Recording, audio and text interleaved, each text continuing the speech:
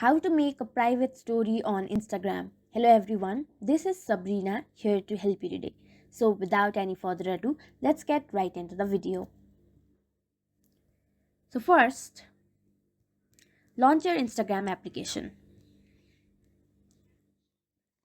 Then tap on the plus icon. Select go to story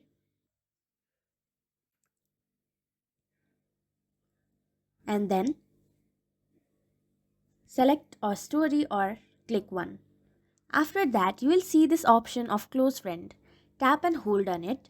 Then you will be able to select people, select done, and then send the story to close friend. That's how you make a private story on Instagram.